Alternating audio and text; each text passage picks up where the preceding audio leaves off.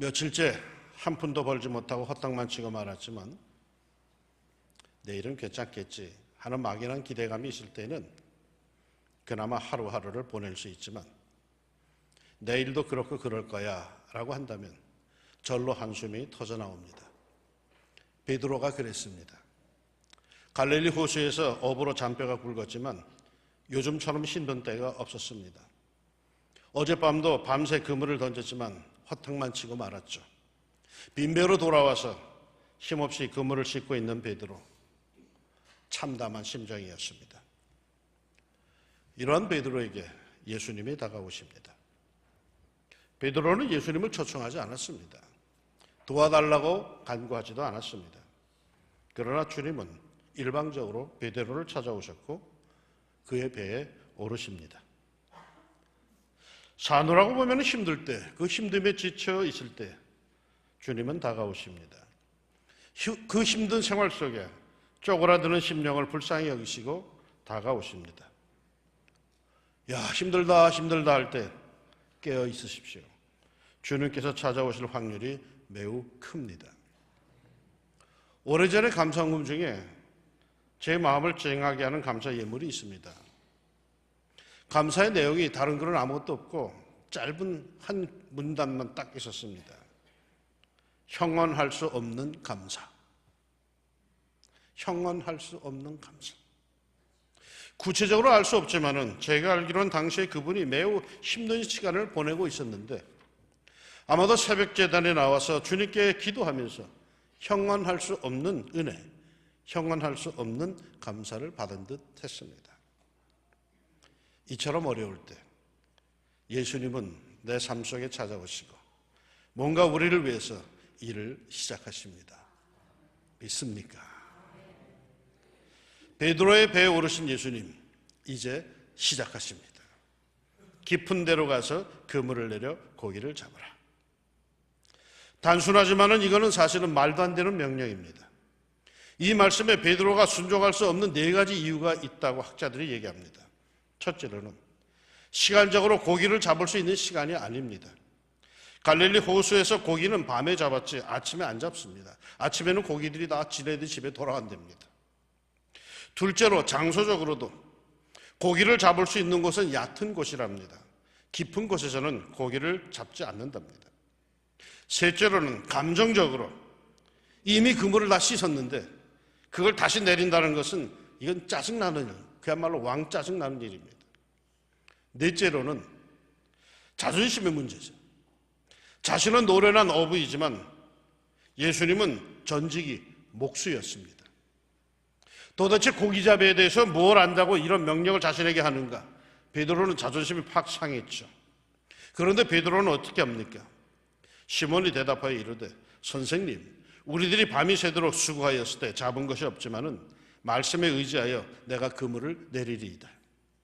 우리들의 경험으로는 말도 안 되는 말이지만은 선생님이 그렇게 말씀하시니 선생님 체면 봐서 그저 한번 그렇게 하겠습니다 하는 자세입니다. 그 결과 그렇게 하니 고기를 잡은 것이 심히 많아 그물이 찢어지는지라. 말씀에 순종하여 그물을 내렸더니 그물이 찢어질 정도로 고기가 잡혔습니다. 여러분, 진정 하나님의 도우심은요 풍성합니다. 오병이어로 5,000명을 먹이실 때도 넉넉히 먹고 12광주리가 남을 정도로 풍성하게 채워주셨습니다. 가나 혼인잔치집에서도 주님은 신선한 포도주로 텅 빈 잔치집을 가득 채워주셨습니다. 주님의 역사는 언제나 풍성합니다. 겨우겨우 해결할 수 있을 정도로 주시는 주님이 아니십니다. 은혜를 주실 때에는 풍성하게 주시고 복을 주실 때에는 쏟아부어 주십니다. 그러게 이 사실을 아는 사도 바울은 빌립보서 4장 19절에서 이렇게 축복을 합니다. 나의 하나님이 그리스도 예수 안에서 영광 가운데 그 풍성한 대로 너희 모든 쓸 것을 채우시리라. 이런 풍성한 축복을 얻으려면 어떻게 해야 할까요? 성경은 복잡하게 말하지 않습니다. 주님께 순종하는 자에게 그러한 복은 임합니다. 허탕치고 그물을 씻고 있습니다. 얼마나 짜증이 납니까? 그런데 예수님이 오시더니 깊은데 그물을 다시 내리라고 하십니다. 기가 막혀서. 수산업 박사 정도 되는 분이 그런 말을 한다면 이의 제기할 것이 없겠는데, 고기 잡는 일에는 까막눈이 그저 공자왈 맹자왈 하던 선비 같은 사람이 와가지고는 폼 잡고 그물을 다시 깊은 데 내려라? 베드로는 사실 기분이 좀 상했죠. 그래서 그물을 내리긴 내리는데 예수님을 향해서 뭐라고 하는가 하면 선생님 합니다. 주위 사람들 눈도 있고 하니까 내가 선생님 체면 봐서 한번 그렇게 하겠습니다 라는 거죠. 그러나 순종하여 그물을 내리고 엄청난 고기를 끌어올리고 나서는 베드로가 뭐라고 합니까? 주여 나를 떠나소서 나는 죄인이로소이다. 순종 쉽게 할 수 있는 거 아닙니다. 그러나 억지로 체면으로라도 주님의 말씀에 순종하여 삽시다. 그리하면 놀라운 은혜를 체험할 뿐만 아니라 자신의 신앙도 눈을 뜨게 되어서 한 차원 올라서서 선생님 하던 것이 주여, 선생이던 예수님이 자신의 주인인 주님으로 바뀌게 될 것입니다. 누가 그렇게 가르쳐서가 아니라 스스로 자신의 죄인됨을 깨닫고 주님 앞에 무릎을 꿇을 것입니다. 하나님께 향한 순종, 이것은 합리적이기 때문에 하는 것이 아닙니다. 내 머리로 받아들일 수 있는 것들이기에 하는 것이 아닙니다. 내 취향과 같기 때문에 하는 것도 아닙니다. 베드로는 예수님의 말씀에 아니요 라고 할 수 있는 그 네 가지 상황들을 잠재우고 말씀에 순종한 것입니다. 여러분, 성경을 보면요, 주님은 명령하실 때 이유를 설명해 주시지 않습니다. 알아듣건 못 알아듣건 주님은 명하십니다. 행하건 안 하건 주님은 명하십니다. 다만 그것에 순종하는 자에게는 놀랍고도 풍성한 축복이 예비되어 있고, 그렇지 않은 자에게는 공고한만이 더할 뿐입니다. 성경은 우리가 이해할 수 있는 것만 믿으라고 요청하지 않습니다. 파스칼은 이런 말을 했습니다. 믿음이란 이성을 십자가에 못 박는 것이다. 그게 믿음입니다. 하나님은 당신의 세계를 우리의 작은 두뇌로 다 이해할 것을 요청하지 않으십니다. 다만 믿음을 가지고 순종할 것을 요청하십니다. 몇 해 전에 리더스 다이제스트에 실린 글입니다. 신앙 간증의 글입니다. 데비 로즈라고 하는 여성이 있습니다. 닭요리 전문 식당에서 일을 합니다. 하루는 닭요리가 제대로 팔리지 않아서 걱정을 했더니 그 주인이 남은 거는 집에 싸가지고 가라고 합니다. 잘 됐다 싶어서 2마리를 싸들고는 늦은 밤 시카고의 그 험한 거리를 빠른 걸음으로 집을 향해 걸어갑니다. 좀 위험한 느낌이 들어서 찬송을 부르며 뛰어가는데 불행하게도 어두운 길에서 강도를 만났습니다. 강도들은 혼자 밤길을 걸어가던 이 미모의 여성을 더욱 으슥한 그 시카고의 어두운 골목길로 끌고 들어갑니다. 끌려가며 로즈는 하나님께 간절히 기도하기 시작합니다. 하나님 도와주세요. 이 무지묵지한 사람들로부터 나를 도와주세요. 건져주세요. 나를 구해주세요. 절박하게 기도하는데 이런 하나님의 음성이 들려왔답니다. 데비 로즈야, 닭고기를 먹어라. 아니 닭고기라뇨. 지금 닭고기가 목에 넘어갑니까? 너무 기가 막혀서 따뜻이 속으로 충을 털거든요. 그런데 계속해서 로즈야, 닭고기를 꺼내 먹어라 한 음성이 더욱 분명히 들려옵니다. 그래서 자기도 모르게 닭고기 한 덩어리를 꺼내가지고 들기는 했지만은 얼마나 그 상황이 불안하고 답답한지 눈물만 쏟아지더랍니다. 도대체 죽느냐 사느냐 이 위기 때의 기도 응답이라는 것이 고작 닭고기나 꺼내 먹으라는 것이라니 이럴 수 있나. 그런데 갑자기 부시럭부시럭거리는 소리가 들려오기 시작했습니다. 어두운 골목에 쓰레기통을 뒤지던 사납게 생긴 큰 개 2마리가 고개를 까우뚱거리는가 싶더니 코를 벌렁거리면서 이상한 냄새를 맡았다는 듯이 그 로즈와 강도인에게 달려드는 것이었습니다. 그러자 로즈를 끌고 가던 강도들이 겁이 나가지고 그만 도망가 버리고 말았답니다. 이 로즈는 강도의 손에서 닭고기로 구원을 받은 것입니다. 말도 안 되는 것. 이해되지 않아. 그러나 무조건 순종한 로즈가 하나님의 은총을 입은 것입니다. 이사야서 55장의 증언이 이러합니다. 내 생각은 너희 생각과 다르며 내 길은 너희 길과 달라서 하늘이 땅보다 높은 같이 내 길은 너희 길보다 높으며 내 생각은 너희 생각보다 높으니라. 순종하는 자에게 주님의 은혜는 임합니다. 하나님의 세계는 풍요의 세계여 넉넉한 세계이지만 믿음을 가진 자들에게만 그 문이 열립니다. 믿음으로 순종하는 자들에게만 허락이 됩니다. 내 생각과 다르고 내 경험과 달라도 주님이 말씀하시니 그대로 순종하는 사람에게 이 은혜의 세계는 열리는 겁니다. 여러분의 신앙 세계는 어떠하십니까? 언제나 자신의 합리성이 우선적이십니까? 자신의 취향이 우선입니까?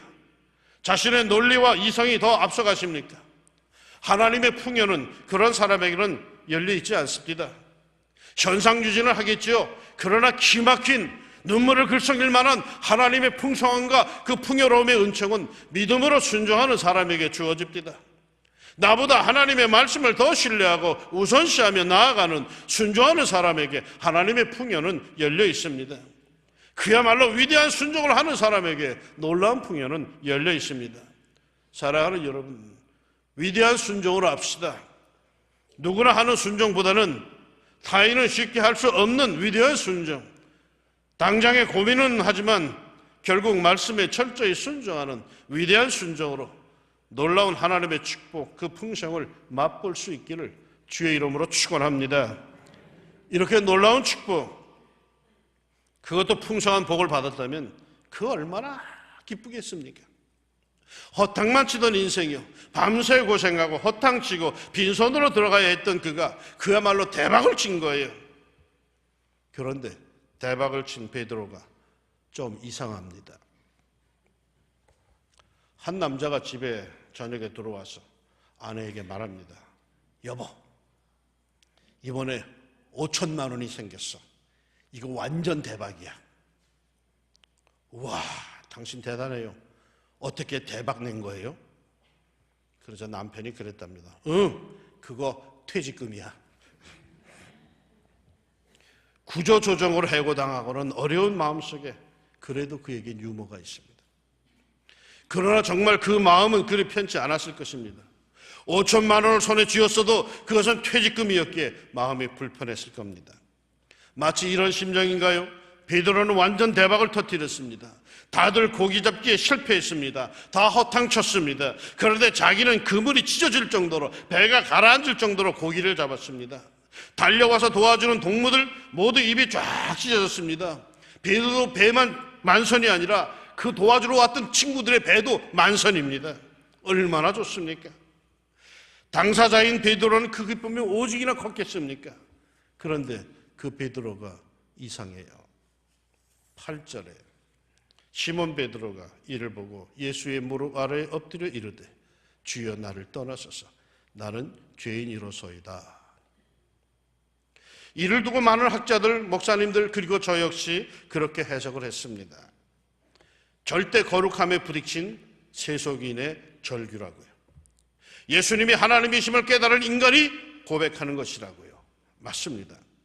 베드로는 예수님이 거룩한 분임을 깨닫고 그 앞에 무릎을 꿇은 거죠. 그런데 그래도 내가 보기엔 좀 이상해. 아무리 그래도 그렇지. 지금 얼마나 기쁠 때인데, 지금 얼마나 신이 나는 때인데 4~5전같이 그런 심각한 말을 그 순간에 하는 거예요. 그건 나중에 해도 돼요. 거저 그냥 그 은혜를 받거나 할렐루야 주님 살아계신 주님은 하나님이신다라고 고백하면 되는 거예요. 그런데 왜 굳이 베드로는 그 순간에 그렇게 주님 앞에 무릎을 꿇었을까요? 주여 나를 떠나소서 나는 죄인입니다. 여러분, 베드로가 예수님을 처음으로 만난 때가 언제인지 아십니까? 많은 사람들이 오늘 본문이 예수님의 베드로를 처음으로 만나 제자 삼는 장면으로 이해를 하는데 정말 그러합니까?